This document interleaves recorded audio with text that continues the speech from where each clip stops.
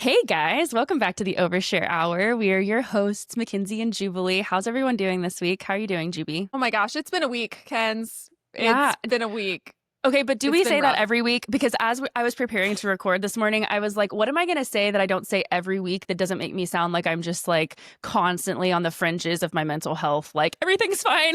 It's fine. Everything's okay. It's like I'm stable, I swear. Yeah.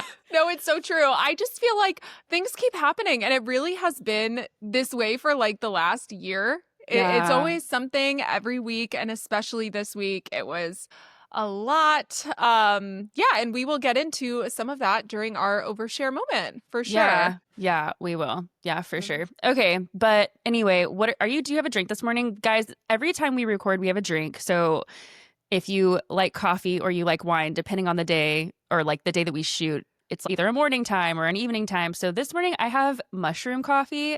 Have you gotten on the mushroom coffee trend, I Julie? have not gotten on the mushroom coffee trend. Have you heard of the mushroom coffee trend? I have. I've Okay. heard it advertised before Okay. in podcasts. Okay, so I on TikTok like a while back had a brand send me their mushroom coffee and I tried it and genuinely I was like, okay, this is okay. It doesn't replace my coffee. It tastes earthy, more like tea, right? So I was like, I would drink this, but if you're marketing it as a replacement for your morning coffee, that's not my vibe. I like my warm, creamy morning coffee. So I kind of gave up the trend for a while, but my cortisol levels are super high as a human being. And so I'm trying to manage my cortisol levels, which includes lowering my caffeine intake, which, kind of sucks.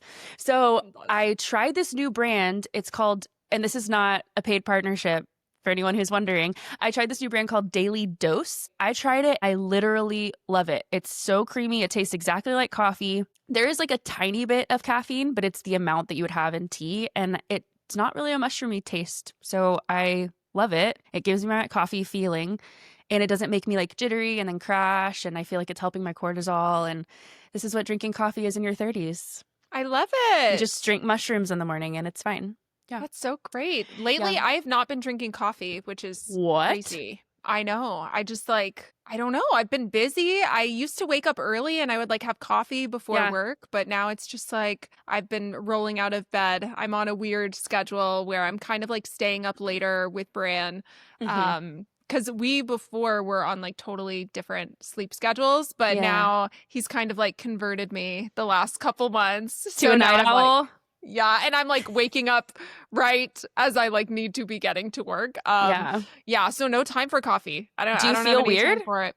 No, I feel like I'm used to it by Okay. now. Well, that's So, good. Cold turkey. Yeah. Well, Well- my drink is water.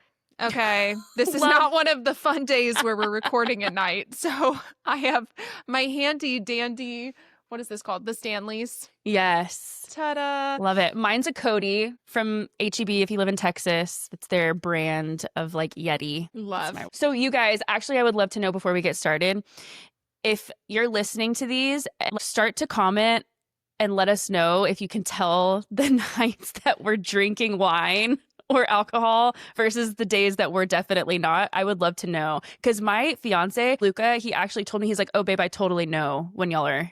And I was like, what do you mean you know? He's like, I could just tell by the way that you talk. Like, I know you. And I'm like, it's not like we're drunk. We have like a glass of wine. Crazy. Is that crazy, right? Yeah, he's like, That's oh, I can always funny. tell. Yeah. Ooh, now I'm going to go back and re-listen and be like, do we sound interesting? No. And he goes, no, it's not like you sound belligerent, but I can just tell when you're relaxed. I'm like, okay. Okay, well, we have some pretty good submissions today. Yeah, some good stuff. And this is the reminder that we are not therapists. We are just giving our little pieces of advice, whatever comes to our mind. So we think it's pretty good advice, but, take it with a grain of salt. I'll read the first one. Are you ready, Cool. Kenz? I'm ready. Okay. I just found out that my girlfriend's been using my credit card without asking. I got a fraud alert and thought somebody had hacked my account, but it was her, ordering Uber Eats, makeup, and random stuff online. I had let her use my card once a while back when her account had been frozen, and I guess she saved the information and just kept using it. When I confronted her, she got emotional, and she told me that she didn't want to feel like a burden by asking me every time she used it. She said she planned to pay me back and wasn't trying to hide it. She just didn't want to stress me out. I've been covering most of our expenses while she's figuring things out work-wise. So I'm just trying to figure out if this is a big deal or if I am overthinking it. Bro, she's stealing from you. Ooh, hot take. Or maybe not a hot take. I don't know. I guess it's nuanced, but my first initial thought, and check me, Juby, if you're like, you're not being empathetic enough. But my first initial thought is this girl is absolutely taking advantage of you as her partner, and it's 100% stealing. And this is where they, like, people who do this, they feel like there's a loophole, is when you've offered to them once in your generosity, and then they think, well, since we're in a relationship and this is how we live our lives, and maybe the lines are a little bit blurred. You pay for dinners, you buy the groceries in the house. I don't know. Are they living together? Yeah. It seems like it. Yeah. Okay. So maybe y'all are living together, but even if not, you kind of carry the load of finances in the relationship. And so she's just thinking, oh, we share finances, so his card is my card. But if you've never had that conversation and you are seeing that she's going out and buying things that are not maybe for the both of you, or things that you've agreed upon, or buying things that don't seem necessary, I would say that you are absolutely being taken advantage of, and you are not overthinking it at all. And it is totally okay for you to set boundaries if you feel like you want to see this relationship through, but also to see it as a red flag, in my opinion. I think it's a huge red flag. And I think, yeah, just reading through it, there's so many reasons why I'm like, red alert, red alert. I like that you called it stealing, because I don't know that I had necessarily put that term on it in my head when I was first reading it. But yeah, I mean, that's literally what it is. I think. So I wanted to point out a few things that I think are the red flaggy parts of this. She saved your card information without telling you. Okay, I'm sorry. You don't do that unless you know you're doing something wrong. Okay. Right. If she thought, I'm allowed to use your card and I just don't want to bother you, then she would say, can we request new cards, or could I be a co-signer on your account? Like, me and my husband did that. We both have a card, and it's how it works, and for her to just take your card information and be using it and to have jotted that down, I'm like, that is what con people do. I know. That's really, really bad behavior. Okay. And not going to get too much into my personal story. You guys know I've talked about this before, my situation with a friend. It just very much reminded me of this when it says, when I confronted her, she got emotional and she didn't want to feel like a burden. So it's flipping it back onto you that, like, I was so scared that you would see me as a burden that I wanted to put all of my makeup on your card. Feel bad for me. Feel bad. I am the victim in this. I have no money. I don't have a job. I don't have money. What else am I supposed to do? Oh my gosh. It's honestly, I don't know. I feel really bad because you seem so nice. But the fact that she's like getting emotional and deflecting, to me, that is the biggest red flag. That I'm not saying she's an abuser, but that's like something classic abuser that people do, is they like flip it back onto you to try to make you feel bad for them. So she got caught red-handed, but now she's crying and she is very emotional, and then you are like trying to be like, no, it's fine, but also it's not fine. Yeah. Like, it's actually not fine that she did this. Yeah. So her saying that she planned to pay you back and wasn't trying to hide it, I've known somebody like this in the past, and when caught, they also said similar things of like, yeah, I hid bank statements, but it's because I knew that I could fix it before you saw it. You know what I mean? And I was going to pay you back. You wouldn't have ever known. You would have never known that this was happening, So I think, yeah, it's just a way to try to cover it and make it not seem that bad. I would be shocked if this woman was actually planning on paying you back. Yeah. Like, had she not been caught, it's easy to say, oh, I've been planning it this whole time. Yeah, but also it could be a little bit of a tactic, because if she doesn't have the funds, and I do want to say, this is not a dig at anybody who is unemployed or who is relying on their person financially. If there's an agreement and you guys share finances, like, there's nothing wrong with sharing finances. It's the fact that you have not come to that agreement and have not had that conversation, and that's where that taking advantage of you comes into play. Totally fine if you have that agreement. But people like this who don't come to you and have those open conversations and say, hey, this is where I'm at financially. I'm really struggling to find a job, but they kind of just lean until they get caught. And then they do the sob story and they say, oh, I was going to pay you back. I think the tactic here is trying to get you to say to them, oh, no, don't worry about it. Like, you don't have to pay me back. She doesn't really expect you to say, yeah, okay, like, let's figure out that payment plan. I just think that if you really love this person and it's really important to you to keep this relationship, then obviously some like big time conversations need to be had. And you do say that she's trying to figure things out. Is she trying to figure things out? Do you really know that she's trying to figure things out? Because if she's saying that, but you're not seeing that happen, then you're putting yourself possibly in a position for this to continue. So I don't know if this is a situation where you're trying to figure out, do I want to stay in this relationship, or is this something that I need to address within my relationship? But either way, if you're looking for an out, this is one. It's okay for you to think like this is not the relationship for me, I would say. Otherwise, if you choose to stay in this relationship, I would get a new card and not hand out your information and have some serious conversations about boundaries. Yeah, honestly, I think that that is probably the best thing to do. I mean, I would get a new card either way. I think Mm-hmm. it's hard because it almost feels like what she's trying to do is to get you to be like, well, I didn't want to have to ask you every single time. And I wonder if she's hoping that y'all can reach an agreement where she is allowed to use your card with like Mm-hmm. certain parameters. You know what I mean? So I would just be very careful because I could see you getting taken advantage of pretty easily here. And my first thought when I read through the whole thing was that it's not even so much what she did. I mean, it is, but to me, the red flag was how she reacted. Absolutely. Like that was the okay, I feel like I can understand the intent here a little bit more and you can feel Mm-hmm. the manipulation through everything that you're saying. So, yeah, just take care of yourself. I would get a new card since she has that information. I mean, unless you're going to be checking your bank all the time. Thank goodness your bank told you that Yeah. all of those purchases were being made. Yeah, but make a payment plan. Maybe see if she would actually be willing to do that. Yes, exactly. Like if you are dead set on trying to maintain this relationship, see if she will actually make a payment plan.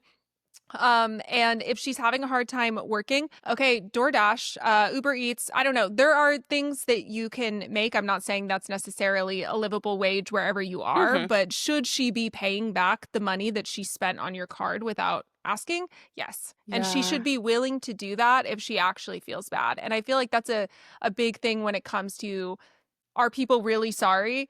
If they're really sorry, they don't try to sweep it under the rug and say, well, I said I'm sorry, let's get over it. People who are really sorry want to rebuild trust with you and they want to make it right. It's So true. I would just pay attention to what is she wanting the resolution of this entire thing to be. Yeah. And I do want to say that not everyone knows that they're being manipulative, like maliciously. And that's why it's less about what she's doing, even though that's very, very important, and more about her response to what she's doing and how she's willing to make right. Yeah, absolutely. Yeah. Well, let us know what you do. Kenzie, do you want to read the next one? Yes, I do. This one says, my ex and I broke up 6 months ago, but I still think about his mom. We were close, like weekly FaceTimes close. She was more of a mom to me than my own. Part of me wants to text her just to say I miss her. But is that crossing a line? What if he's seeing someone new? I don't want to make things weird, but I miss her more than I miss him, honestly. What do you Ooh, think? yeah. That one's really hard I because know. I feel like I could see both sides of whatever advice. Like maybe you guys are Hmm. listening and you have a gut reaction of, yes, reach out to her, or no, you really have to like let that go. And I see both sides of that argument, which is probably why you're asking us because, you are like trying to weigh that. And I think with my ex, I loved his mom so much. I felt very similar that she was wonderful. I mean, in hindsight, I did learn that she had hidden stuff from me about his past. So, yes, it wasn't great. And I'm still processing through those betrayals myself, but I loved her so Hmm. much. I would have loved to have maintained a relationship with his parents, but because it was a life threatening, abusive situation, I knew that I had to cut contact, which was really, really hard. And I Yeah. missed her a lot. And they did end up sending me a card on my birthday, which apparently he saw it. Or I think I did write her back. I think I wrote back, thank you for the card, because they were still calling me their daughter even after. Wow. And I wrote them back. And then apparently I found out that he went into a huge rage on his parents because of that. So it just like wasn't possible. So I understand why you would want to keep in contact if it was such a close relationship. I mean, you were saying that y'all were FaceTiming, like that's not even what I was doing. So I mean, that is very sweet. I think you know her better than we do. I don't think that there's anything wrong necessarily with like trying one time and putting feelers out there to see how she feels about remaining in contact. I know I have people who their moms are still close with their exes and it's not weird. I mean, I am Mhm. still Facebook friends and on talking terms with one of my ex's moms, but it was not that serious of a relationship and she just liked me and she ended up, this is way back in the day, she gave me money for my mission trip after we had broken up, and all of that. So I think maybe just feel it out. I don't think that it's wrong to like reach out and just say like, I've been thinking about you. Um, and I really hope you're doing well and that sort of thing and just see where it goes. Like, does she write you back? Does she say thanks, period? And then you kind of have your answer because it can get messy if he's dating someone new. But I also know other people who they do remain in contact with their ex's moms and it's really not that weird.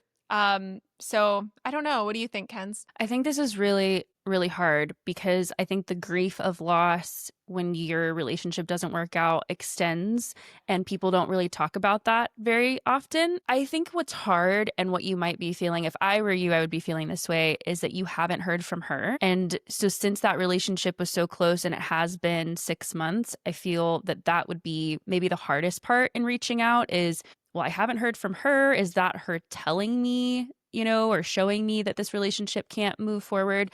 I agree that one text message, just, putting it out there, I'm thinking of you, and seeing how that response comes back is totally okay based on what it seems your relationship was with her. But I would say you need to really be prepared for that response if you choose that, because it is also fair for her to feel that she is betraying her child by maintaining a relationship with you. They may have told her, hey, I'm not comfortable with this, or they may be seeing someone new and that person is uncomfortable with it. And that's a very sad situation. At the end of the day, that there is a really big loss that comes with that, but she might need to honor those boundaries that her kid has set for her, or asked her to respect. It might be something that you reach out and she's like, hey, I didn't know how you felt. I would love to keep talking. And that's great. Or she may reach out, or you may reach out and she may respond saying, hey, thank you for reaching out, but this is what's happening and we have to find closure. And maybe that would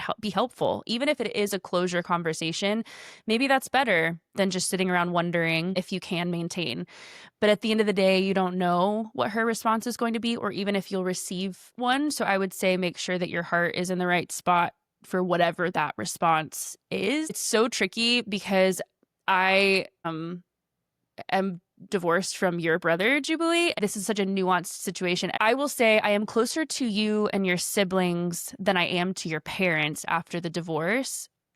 But your parents are still very loving and kind toward me. We do have a warm, very warm, loving relationship, but it's not friendship level close. I don't go over there and hang out. We don't have lunches, right? But a part of that too is the kids. They have grandchildren. But your mom has texted me and your dad too, being like, love you forever. But it feels very appropriate. It doesn't feel like it's Yeah. crossing the boundaries or that it would be uncomfortable for, your brother and his partner. It's not a constant everyday conversation. And so, your mom will reach out and say happy Mother's Day, but we're not talking every day. But you and I are best friends. And so I think it's just one of those things where it's super hard if you have to experience the loss, but it's also okay to reach out and see where it goes. You just have to be ready if it doesn't go where you're wanting it to. Yeah, I like that you said that, just preparing yourself for any sort of outcome, because it's true. I mean, it could be that she has boundaries with her son or his new partner. You never know. So just preparing yourself mentally for that. And also, it did make me think about the fact that, are you prepared to, let's say you guys start talking, it's going great, and you're happy this person's back in your life. Are you prepared for, if he gets into a relationship, boundaries are set later where the Mm-hmm. new partner is uncomfortable? Say he's not in a relationship yet, but he is later on, and then now you're cut off again. Like, do you want to go through this hurt again? Are you okay with any of those options happening? Because Yeah. it is true. I think there's a girl that I follow on TikTok. Oh, I feel so bad because she's going through such a hard time. Her name's Corey Lakey. We're mutuals on TikTok. Cora Lakey. And her mother-in-law served her divorce papers. It's insanity. Like, Whoa. and she loved his family. Loved his family. And yeah, his mom came and like served the papers. And she has said that in the divorce, one of the hardest things has just been like grappling with losing that family. And it's true. People don't talk about it a lot, because when you get married, I think about like the rehearsal dinner and the wedding itself. And there's this joyous two families coming together, and everybody's just so hopeful and optimistic that we are all going to grow old together. And then when it's ripped out from under you, and you're not just losing this relationship, you're also losing all of these in-laws that you adore. It's hard. And sometimes those can be maintained, like with you and me. Like, we thankfully had built a very separate sort of friendship from the age of what, like 14. Mm-hmm. So luckily we had so much memories ourselves that it wasn't like dependent on that Yes. relationship. But, for some people it's not like that. It's, Very integrated. Mm-hmm. we only ever went to go see his parents when we were together, and I adore them, but it's not like you had like a one-on-one relationship with them. So it kind of just leaves whenever you Mm-hmm. get divorced. So yeah, we I have a also lot of think the empathy. parent relationship is a little bit different too than a sibling relationship. I I know agree. there's closeness there, but when it's your son or your daughter, and there is going to be someone coming into their life eventually that they will need to build that relationship with, they will feel probably this need to create space for that person. And it may or may not, it's totally dependent on personalities, but some people would feel betrayed. And the mother is going to have to honor that. And that's what's so hard. They might be experiencing immense amounts of grief and losing you too, but they're going to have to honor Yeah, their son. And that's just what's so hard about it. that is very Yeah. hard. I'm sorry you're going through this. It really sucks. Really It bad. really does. Yeah. Yeah. But you can reach out if you want to. Just protect your heart, my love. Yeah, be prepared for whatever. It's a hard situation. And I think a lot of us, we have all been there. So you are not alone in your Totally. feelings. Yeah. All right. Do you want All me to right. jump into the next Yeah. one? Read it. Okay. My brother-in-law hasn't worked since he and my sister got married. My sister is the only one working. Now it is almost a decade later, and my sister is so stressed and sick. She has an autoimmune disease as well as some other health issues, and she is trying to pay for everything. He likes the finer things in life, so they have bougie cars and he has an expensive gym membership, but she is the only one working. When I ask her what he brings to the table, she gets very defensive and ends the conversation with me. I know for a fact that he refuses to cook or clean. My sister does all of that, so I'm very confused about what it is he does all day. In addition to this, she has isolated herself from everyone since being with him. She literally has no one in her life anymore except for him. I'm lucky if I get a phone call 4 times a year. I'm so worried about her, and I feel like anytime I voice a concern, she gets upset with me and she ends the conversation. She seems a little delusional about her relationship, always talking about how great her husband is. But I'd say that her health is telling a different story. What can I do to try to help her and reach her? Is this just the episode of being taken advantage of? This really sucks. I don't think I'm going to start from the bottom. I don't think she's delusional about her relationship. I think she's trying to cover up what's going on in her relationship. I think maybe there's a part of her that's trying to not think about it herself. But in terms of full on delusion and not understanding at all, maybe. But I think that even when we're playing ourselves in these types of situations and we're trying to believe the best about a situation, we know deep down, and it's true, her body is telling the truth. It's really sad that you've lost this connection with your sister. And I think what it seems like to me is that she doesn't feel that she can be close to anyone who's going to challenge her relationship for whatever reason. There could be multiple reasons. And since you haven't had that contact and she seems pretty private, obviously, about what's really going on under the surface, there's probably a lot that you don't know about that's happening day in and day out. So what I would say, and it's the hardest thing for us to do with the people that we love, is that you need to show up for her as a complete united front in her life, non-confrontational and not judging her relationship at all. I think that she needs someone in her corner. She needs someone to show up for her. She needs someone to come over and help clean. She needs someone to come over and cook, or she needs someone to take her out to dinner. She doesn't need someone to ask her about her relationship or dig and pry even more. And that's not because you're not doing it from a place of love. It's because whatever is going on is so hard for her to confront that she's not going to be able to do it if she's being confronted directly. I think that's being shown. And the fact that when you do ask, she pushes back so hard and has isolated herself so much. She doesn't want to face it.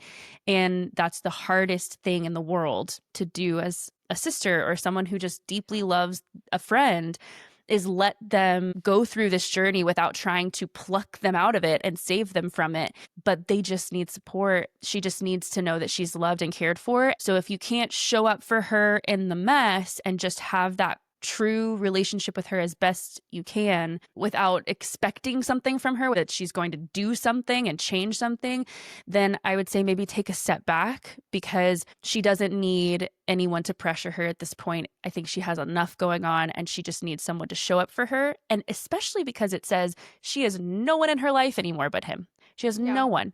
So what she needs is people. She needs to see that there's a world that exists outside of him, a world that's going to talk about something other than the nightmare she's living in. People that are going to remind her that there's a world out there, that there's laughter and a glass of wine or a movie every once in a while, and something that's going to maybe show her that what she's experiencing day in and day out is not the only reality that exists.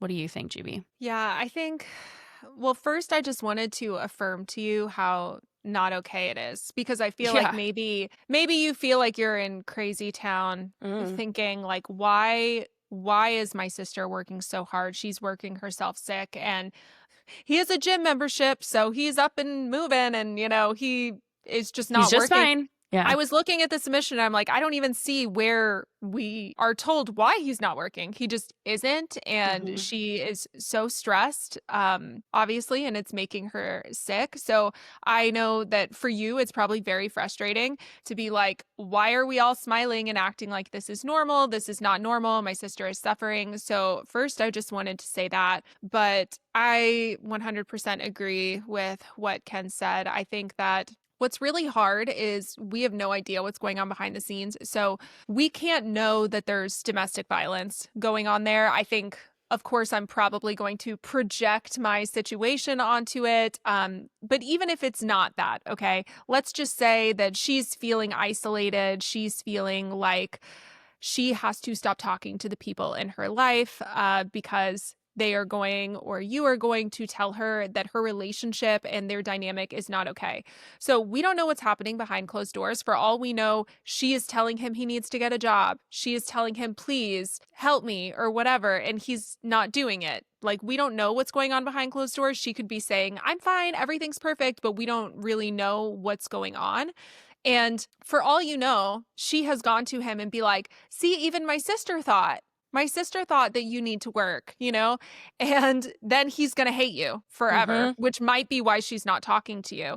Because I know for me, when I was in my relationship, I never told people who I was close to what was going on, because I was like, he already hates my family. So if I go complain about him to my family, it's just going to make the entire situation worse. So the only time I really opened up was to a like acquaintance on set, Yeah. because I was like, that Someone low doesn't direct risk. low risk. Like, this does not affect my life at all.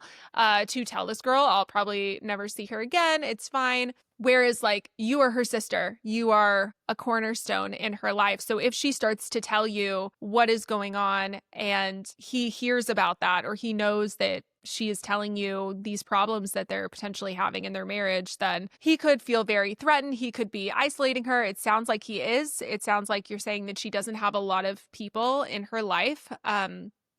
The problem is, and I love this quote from Grace. I was on her podcast, Why She Stayed. She is a domestic Mm. violence podcast. And there was one thing she said in the episode we did together that has always stuck with me. And she said that the thing with abusers is they're constantly applying pressure. They're constantly making you feel backed into a corner. And like, there's so much pressure on you that the best thing that your friends and family can do is relieve pressure. It's the best thing that you can do is to be a place where they don't feel pressure. So if every time she talks to you, you're voicing concerns out of love, saying, like, I'm really concerned about this dynamic, I'm concerned about all of this, and she feels like she's getting it from both places. She doesn't feel safe anywhere. She doesn't feel safe at home. She doesn't feel safe with you.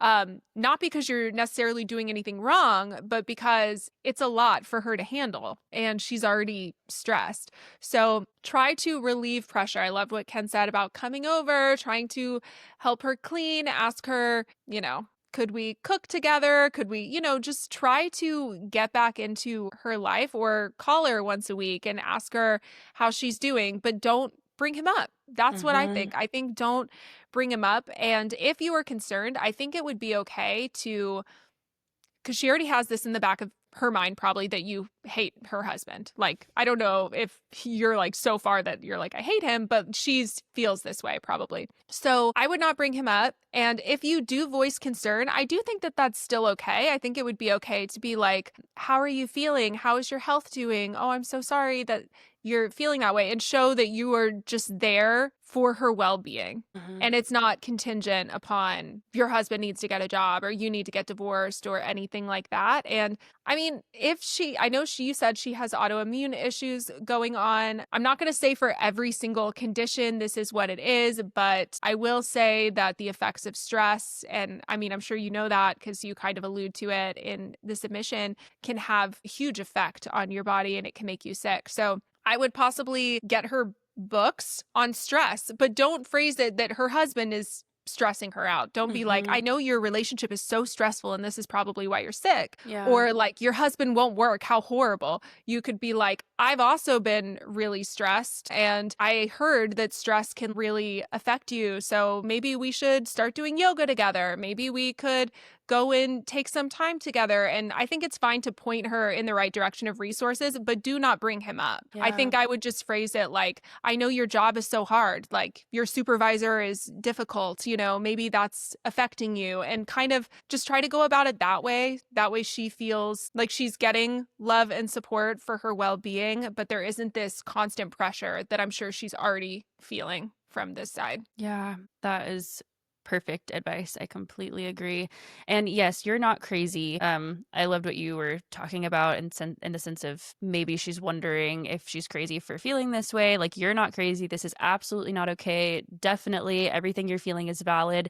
And the only thing that I wanted to add, because as you were talking about books, I was thinking maybe that would be good for her as well, the sister, the writer, to Yeah. buy books, not to overwhelm yourself with the ins and outs of abusive situations and relationships, but buy books that maybe might help you have a little bit more empathy or compassion or even just understanding to her situation, because it can be so hard. Juby and I have been in relationship with people where we're helping them, by supporting them through their toxic relationships, and it can be hard not to get frustrated with them sometimes, to be like, how can you not see this? I will say that reading books or listening to podcasts to try to understand the mind of someone who's going through these toxic situations and how the psychology of that works might help that anger or that frustration dull a little bit, so that you can be there for her in an honest, true way that isn't bogging you down or like tearing up your life or making you crazy. And just, that's totally a human thing to want to just shake someone out of something. But at the end of the day, that's not what we can do. So if there's any resources that you can find or books or podcasts that you can listen to that might help you understand the psychology of being in an abusive situation, because even if he's not physically abusing her, this is an abusive situation that she's Neglect. in. Yeah. So, yeah, it's really, really hard. And you're a great sister and you care deeply about her. And it's not easy to be there for someone through this. But I do want to add a personal story too. My mom, she was really there for me in my abusive relationship. And at the end of it, I mean, she was honest. She's like, I don't like this person. I don't think they're treating you right, but also would allow them to come over and wouldn't treat them badly when they were around, and kind of still joked and acted like herself around this person, which made me feel safe to talk about them and to bring them around her. And then when the relationship crumbled and I called her, and I was crying and I was saying, how did I even let myself get into something like this? It wasn't even necessarily the grief of the loss. It was the grief of allowing myself to attach to that person. And she validated for me, she validated how human it is, to attach to people for certain reasons. And I was like, why didn't you just tell me, why didn't you just tell me that I needed to break up with them? And she said, I knew you'd come to eventually. I knew that you would see it for yourself. And the best thing that I could do is just be there for you. And that really was like, it helped me because I was able to talk to her and feel like I wasn't going to be judged. And so that was a really big, very, very helpful for me. Yeah, that's great. Yeah. We know it's hard. It's really hard when you just want to pluck people out of situations. Save them. But unfortunately, I mean, this is something we've had to learn over and over and over again, is that it is frustrating, but we cannot make decisions for the people in our lives. Like, Yep. we can't. Wish we could at times, but we can't. And we just kind of have to do our best to see them as a full person outside of this situation, like care about their well-being as a whole, and just do your best to support them in the decisions that they're making. Not saying like enabling, but, be there for them as much as you possibly can. So it's true. Yeah. Good luck. Good luck. Let us know. Sending her love. Yeah, I give hope us updates. she's okay. All right, this is our last one, and I will read it. This one says, I opened up to my old church friends about my depression, and they told me to pray harder and trust God more. One even said I must have unconfessed sin. It took me months to realize that wasn't love. It was spiritual gaslighting. But now I feel spiritually homeless. How do I rebuild a sense of faith when the people who taught me about God weaponize it? The way that made me tear up. I was not expecting that. Mm-hmm. I think the reason it made me so emotional is it is so close to home. I think that we've both been involved in church systems that really downplay mental health at times. And it's difficult because I've been kind of not necessarily raised by my parents. I think it's so funny. I look back at a lot of the traumatizing things that I experienced, and a lot of them were actually things that I learned in youth group and learned on my own through Bethel. It wasn't so much like the non-denominational church I went with my parents.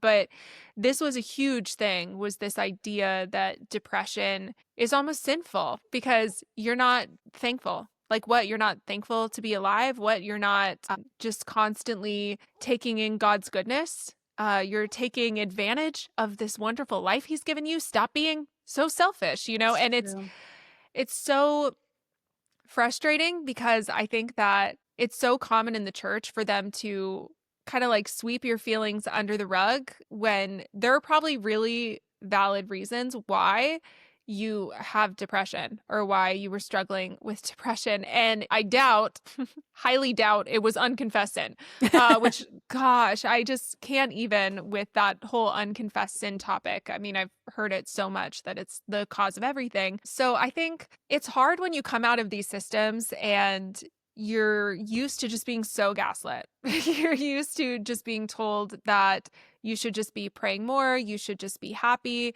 Meanwhile, you might have been abused. You might have had some very traumatic experiences, and you're trying to be honest and authentic. And it feels like sometimes in these systems that authenticity is not rewarded. So that what true. is rewarded is, everything's fine, everything's good. And then I think that that's why it's so funny that when I look at other deconstruction pages and stuff like that, it's always these people who seem very authentic. Like they want the truth. They want the realness, and I think that that's what you and I have just been searching for, what is real Yes. and what is true. And I yeah, reading this and you saying now I feel spiritually homeless. I think that's a really hard thing to deal with when you feel like you don't quite fit in. You don't quite fit in into the place that you used to call home, like especially if you were either in ministry or you were really dedicated to your faith, you feel like, "Well, what now?" It can feel overwhelming to be like, "What is the point?" Yeah, I see you tearing up. What are you thinking? It's really hard. It's I don't even know what I'm thinking. It's more just that I'm feeling this a lot because it does hit so close to home. Um, I can't even like count on count on my both of my hands how many years I felt spiritually homeless. And I think it's because I was looking for that in all of these different places and trying to define my relationship with God and define my spirituality by what I was being taught and what I was seeing emulated. And it never felt good to me. I felt like I had to perform constantly and just do the right thing and fix myself and try harder and push more and sacrifice more and struggle more. And I also don't even know that I believe that you need a valid reason to have depression. I mean, some people just have depression. And Yeah. that's the hardest thing is that when you do struggle with something like this, and then you have people looking at you like, well, what did you do to feel that way? And you don't know. You don't know what you did. Sometimes it's just chemical. Sometimes you're just born with it. I mean, these things are genetic, right? And so, I mean, and we could get into all of that a different time if we want to, but you do not need a valid reason to struggle. And you are not wrong for struggling.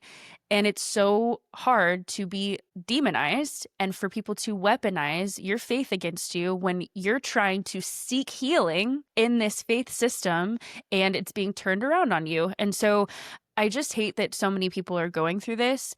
And I think it's really hard because it sounds like this is a very vulnerable place that this person is in, of really not knowing which way to turn. And it's hard to tell you how to rebuild a sense of faith because it's not a one step process. It's not like, here's the answer to how you can rebuild a sense of faith, because I think it's different for everybody. And I think that it takes a different length of time for different people. And I don't even know that I have. So, how can I say to this person how they rebuild a sense of faith? All I can say is that there have been things that have helped me. And that's, I guess, where I'll start. I started taking medicine for my depression and my anxiety, and that's not right for everybody. So I'm not telling you to do that. I'm saying that I actively resisted the feeling that I should do that for myself for so long, even after deconstruction, because of these voices in my subconscious that you're talking about. These voices that tell me that if I just work a little bit harder, if I just meditate, because it shifted for me. It shifted to meditation. It shifted to, trying to, clear my mind and, Mhm. go to therapy more. And all of that stuff I'm not saying that it's bad. I don't think that it's wrong to meditate. I don't think that it's wrong to try to clear your mind.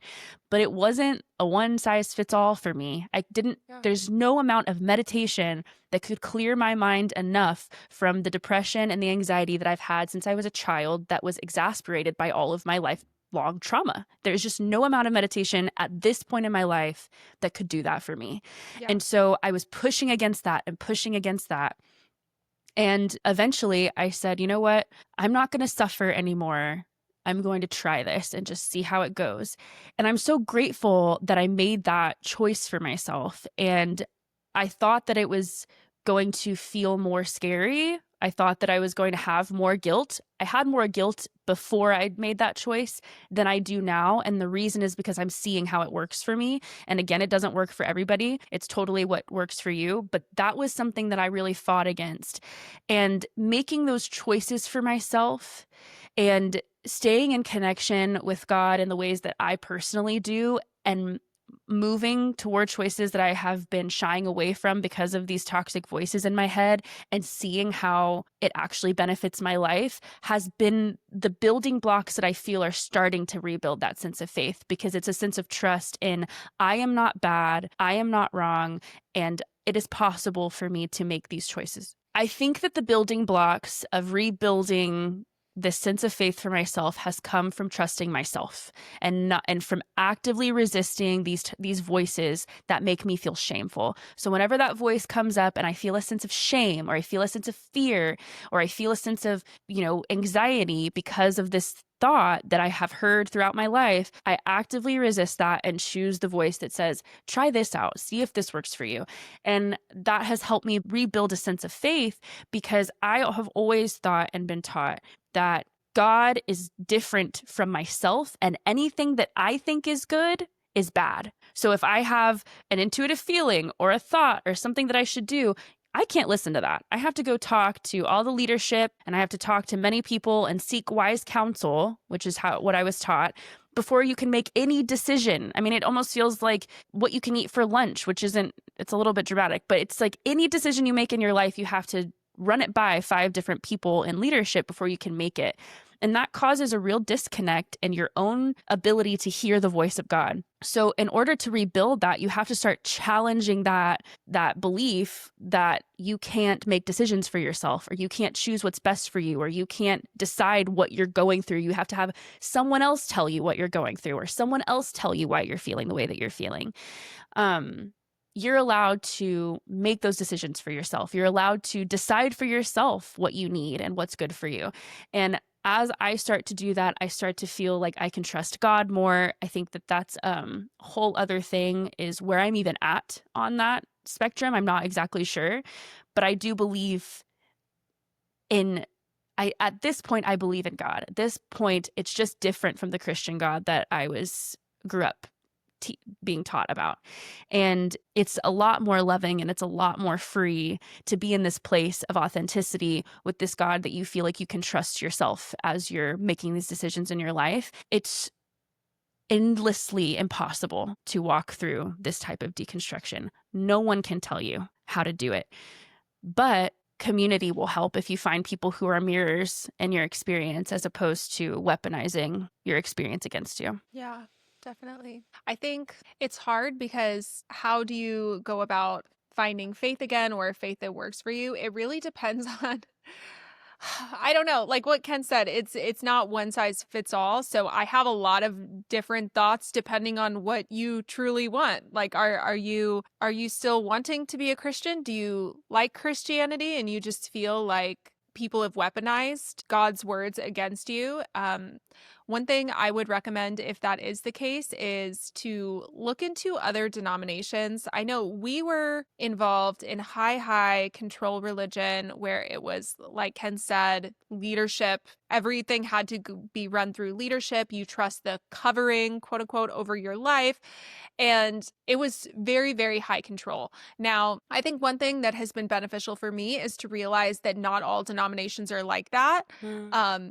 To the point where I've said so many times, and I'll keep saying it, is that when people say like, are you a Christian? I'm also like, or they just ask others if they're Christians. It's like, well, what kind? Okay. Because what does that mean to you? There's like hundreds, thousands probably of, spin-offs of Christianity that all believe different things, that all have a very different vibe. Some that are more in tune with just Jesus's words, which are quite more loving and community based than, what we got going on right now in America, So there are many different ways to interpret the Bible and to live out the Bible, if that's what you're wanting. So I would look into other denominations, like literally ask the internet, what are the more accepting denominations that are not as shame driven? Because that might be very healing for you. Or you might not even like that. I mean, maybe you're not at that point where you're interested in that. One thing that I will tell everybody, and I know that I don't share my personal beliefs on TikTok, but one thing I tell everybody is please deconstruct hell. I feel so strongly about that. If you feel open to it, I would look up, there's some YouTube videos that I watch that quite literally, I went to an eye appointment back in like April. Okay. And I was like on my way driving to Walmart, and I had followed this TikToker, and she said, here's the videos that helped me deconstruct from hell. And I wish I knew what they were. I don't remember. To give to you now. Yeah.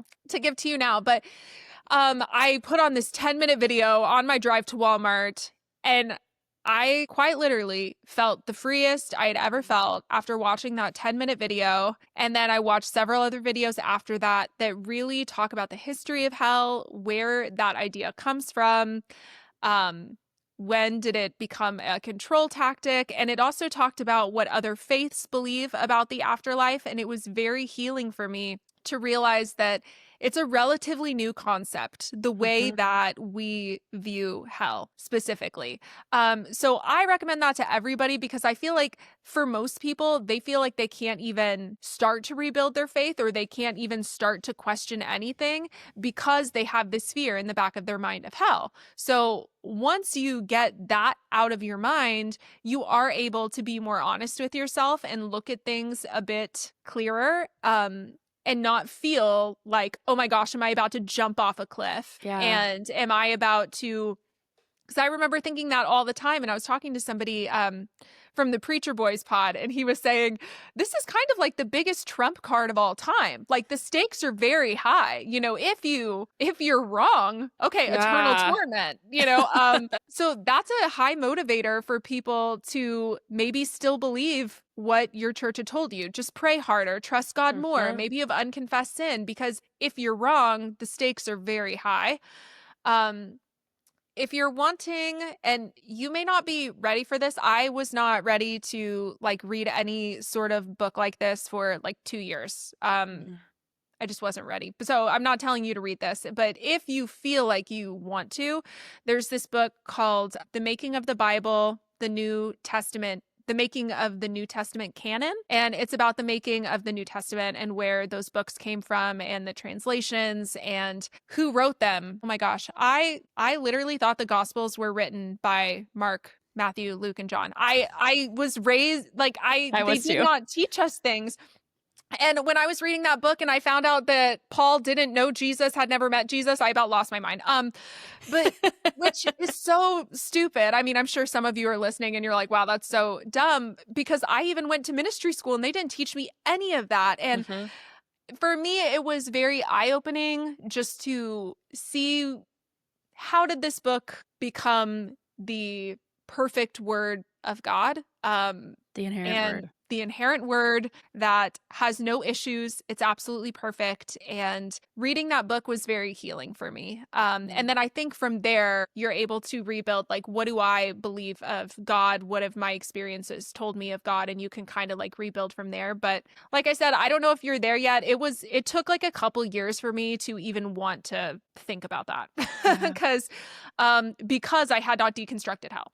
Because I was like, if I'm wrong, I'm so wrong. So that was a big part of it. That was a really big part of it. But I think deconstructing that did allow me to ask more questions after that. But yeah, I'm there with you. I think that we have both been in situations where we feel spiritually homeless, like especially if you feel like you've invested so much of your life into something, and then as you grow up and as you learn more, you start to realize, hey, I actually think it's really toxic for people to say, just pray harder if you're depressed. Yeah. Or maybe all of the bad things that have happened to you is because you sinned. Like the amount of times people have told me, like someone said that they were sexually assaulted and their church told them that they were being punished for their father's sins. Yeah. And that's why I also said to look into other church denominations, because not every denomination is like that. Yes. A lot have a lot kinder theology than that.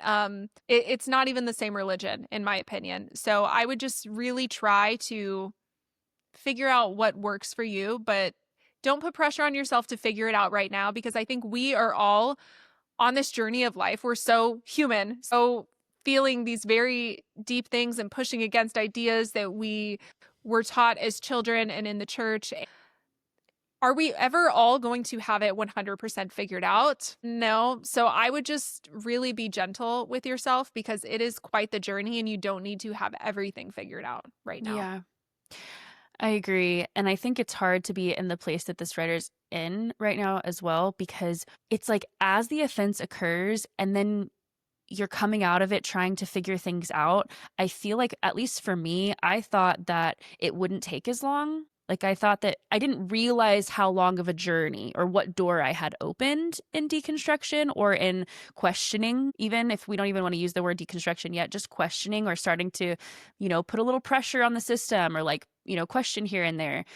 I didn't realize the door that was opening for me and what kind of journey would unfold before me in opening that door.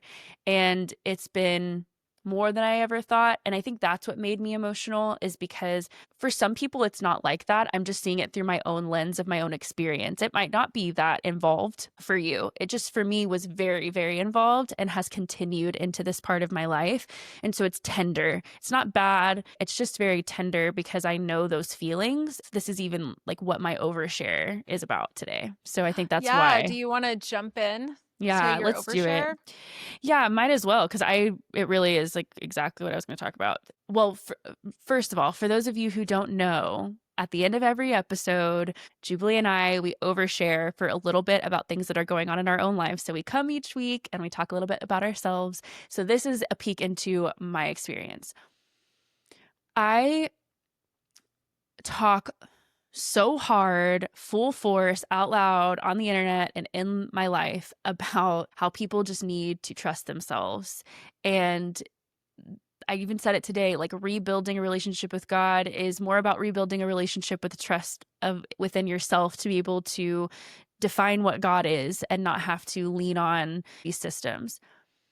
And here I am really struggling to, at this point in my life, and I find myself doing this often, to trust my own spirituality, because I feel like I've a little bit cut off the vein to my spirituality recently and have just been very like real world, like carnal Mhm. being, like humanity, not trying to get too much into the spiritual aspect that I've leaned on so much and so heavily even into my deconstruction. And I think that there's fear attached to it. And here's why.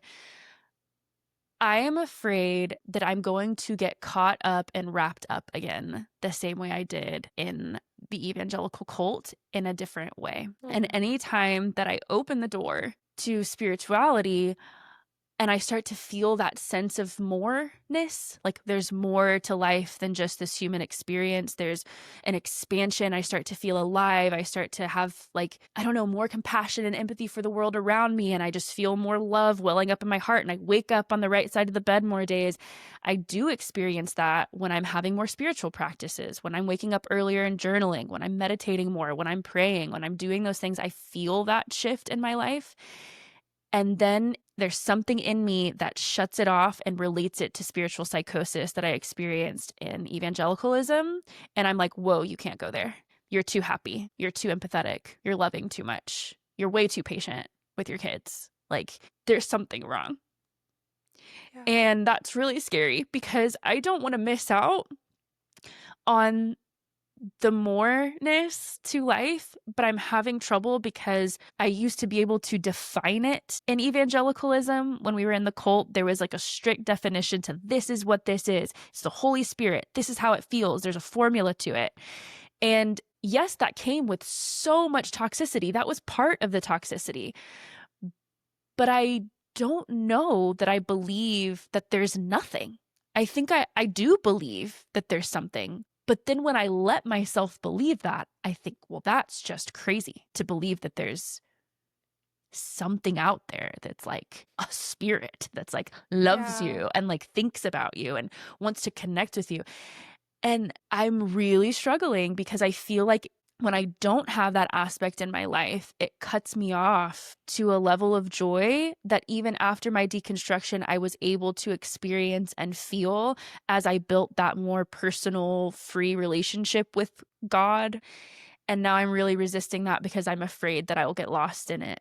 And I don't know how Yeah. to juggle that feeling. So that's where I'm at. That's my overshare of the I week. wish I had an answer. No, I understand that because I think like it's really difficult when, and I've talked about it so many times that one of the reasons it was so easy to get involved with Bethel and, you getting involved with IHOP is that we were all kind of riding this high, a minor spiritual psychosis. Like Yeah. we were very into this and it was all we would talk about. So like when we think about like how did we end up in these systems, it was because we were all a part of it. And it didn't sound crazy because everybody in my life was also riding this high. We don't talk I'm not going to get into details. We don't talk about this, but we do know people in our lives who like actually went into spiritual psychosis and were hospitalized Right. during this time and had some severe mental health stuff come up during this time. So I think like it's triggering in general, and then it's also triggering especially because of that. Like we've actually seen it go to the point of like Full on. medical Yeah. full on like whatever you could imagine, it's Yeah. there. And I think it's really hard, because I understand what you mean where you get these feelings of like there's something more, the greatness, the oh my gosh, I just feel like seen by something. I feel loved hmm by something, and like I could understand how that would feel triggering. Yeah. Because it's like you almost like don't know how to trust your gut because you're like, I felt like I was living the truth then. hmm And then now that this like IHOP was like a cult and it Yeah. was a sex cult and there was grooming and abuse and it was all corrupt looking back on it, but it felt so Real. real at the time.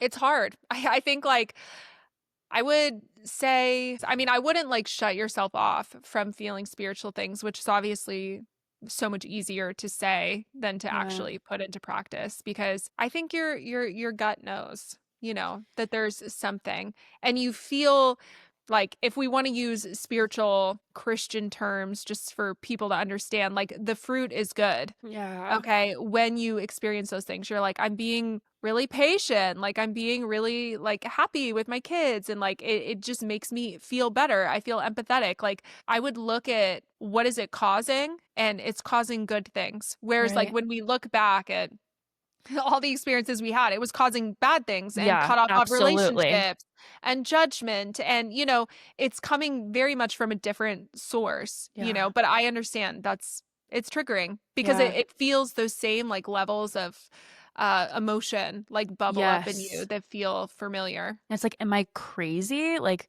am I believing in, is it like believing in Santa Claus? And that's kind of where I start to really doubt. But then you're right, if the fruit is good. And I think the biggest thing is dogma. Like when we start to create dogma around our Mhm. beliefs and we Yeah. start to say this is right and this is wrong, it gets super dangerous. But thank you. And that's where I'm at. And I'm really going to challenge myself to like open up this week because I do feel a little dulled. Like I'm feeling a little meh. And I know that there's this connection, even if it's just to myself. Maybe I just need to spend more time with myself and feel more grounded and connected. Um, yeah, I'm gonna start this week just like getting up a little Yeah. earlier and like spending some time and taking some deep breaths and just tiptoe back in. I'll report back next week. Yes. Report back. What Let about us you? What's going on with you? trying to figure out what I'm even allowed to I share, what I know. can share. It has been a really hard week, guys. I think that I've been dealing with a lot of anger, a lot of grief, a lot of anger. I can't get into the details right now because I'm still actively deciding like how do I feel about certain situations that have happened, but essentially a push to silence me occurred this week. Like a heavy push to silence me talking about certain things happened this week, and it was really really hard because I think like when I was made aware of that push, I felt immediately like shame, like I had Yep. done something wrong. I felt like, oh, me sharing online, I was wrong. Um, and it was hard because I was like made aware of this during a movie. So I couldn't talk to my husband because we were in the middle of a movie. So I just spent like the last hour of the movie like really spinning in shame and feeling like I was so wrong. it felt better when we got home and we talked, and he just assured me that like I was not wrong and that I should be able to share whatever I want to share. And I think what's hard is that there's this, essentially I am being told to not talk about someone who abused me. So there's this push of like, protect your abuser or else, you know? Yep. And that's really hard. That's very hard because it goes against everything I believe in.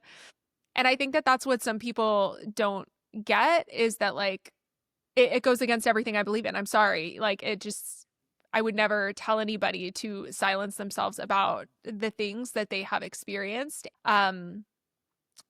I also know, on the other hand, that I get like so many DMs from people saying that me sharing specific stories that I've shared before have helped them have more conversations with their children, that it is going to like impact how they raise their children and talk about Yes. red flags. So it's like, I know that it's good. Like, I know that I feel good about what I put out in the world. But it's hard. I've just been feeling like that pressure of that. And I'm feeling, after like talking to my husband, that like absolutely not, Absolutely not. absolutely not. But is that going to cause uncomfortable conversations? Absolutely yes. Yeah. So it's been hard. It's been difficult. And I feel like there were people that I was still trying to like remain into contact with, despite the fact of our differing opinions on things. And I ended up blocking some people from my social media just because like I realized, okay, this isn't like a safe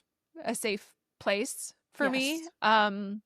And it's hard because and I wasn't like mad at that person. I ended up texting them and said, "Hey, I just want to let you know that like I blocked you. I'm not mad at you, but this is the situation, and it's Yeah. unfortunate, and that's a boundary that I had to put up for myself." And yeah, I wish I could talk about it more, but I'm still like very much processing Yeah. everything that's happened. But it's been a heavy week. It's been a heavy week, and also Brand's grandpa passed away last week, so like this was sent to me the night of his grandpa's funeral. So that was already just like a very emotional day that I'm like, okay, this is just a lot in one day Yeah.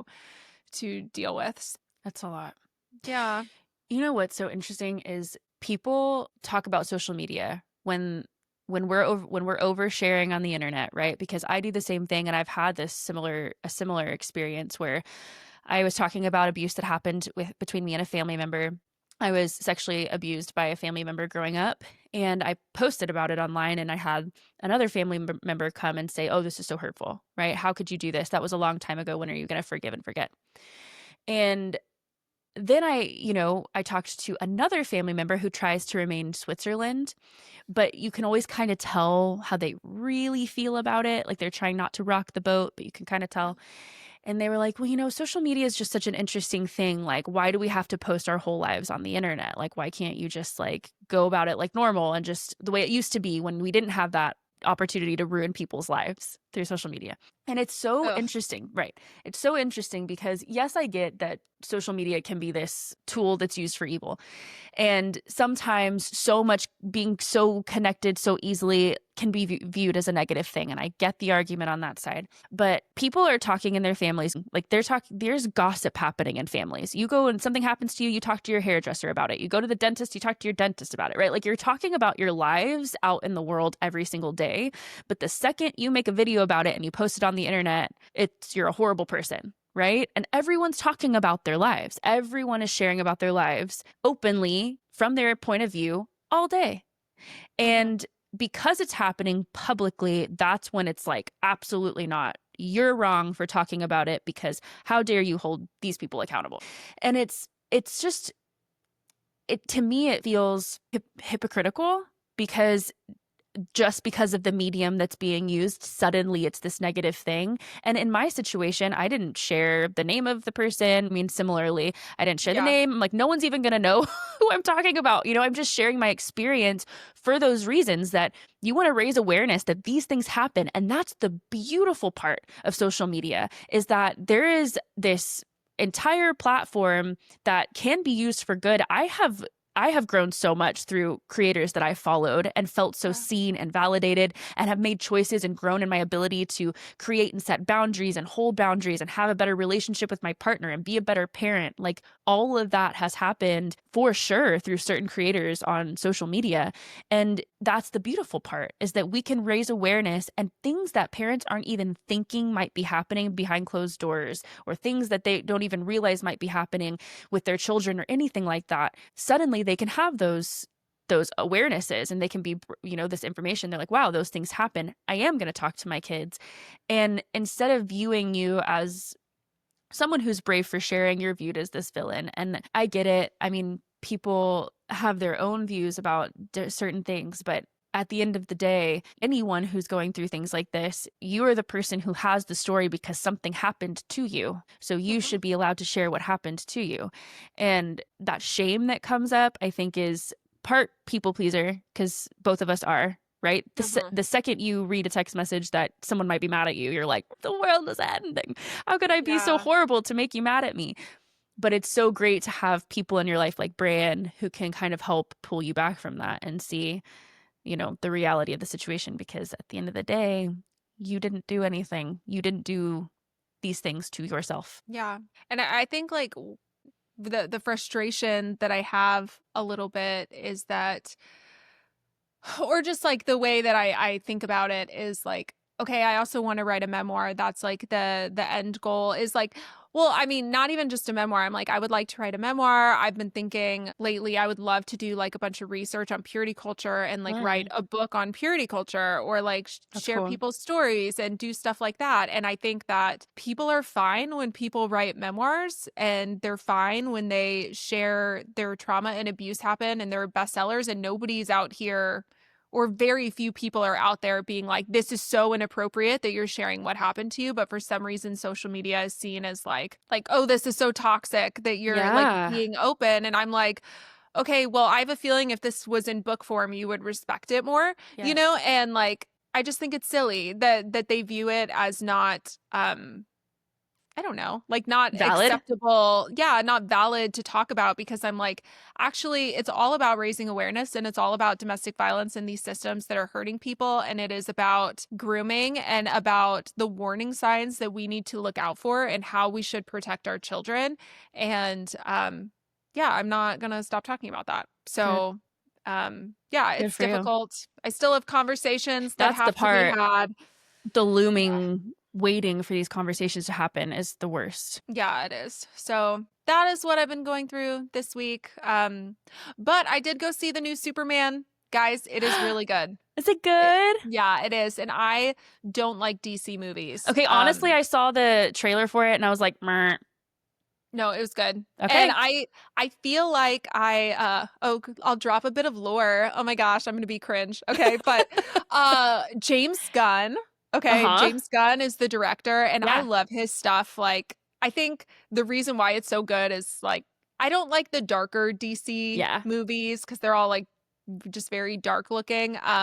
But he brings something fun to it. And I actually met James Gunn Ah, way back when I was nannying for the celebrity in Atlanta. They were like cool. having a house party, and James Gunn was there, and he was so nice. And yeah, it was awesome. That is So so cool. it's fun. I was like watching it, and I was like, oh, he's so talented. Like You're like, I know him.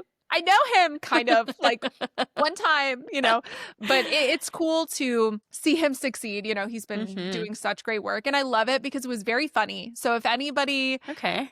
is not like really a comic book person, I never really liked Superman. Like I saw the old DC Henry Cavill Superman. Sorry if you loved it. I did not.